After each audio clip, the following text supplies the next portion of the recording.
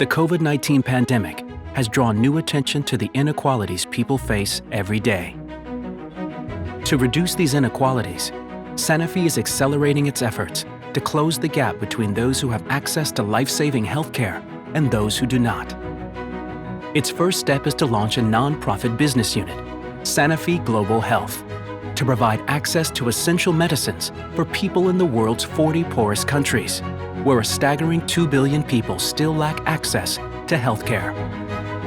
SANOFI will expand its work with vulnerable communities through the development of new treatments for children suffering from rare forms of cancer.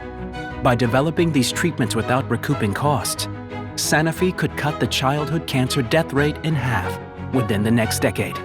SANOFI will also support vulnerable communities by building on its fight to eradicate sleeping sickness by 2030 and to help wipe out polio.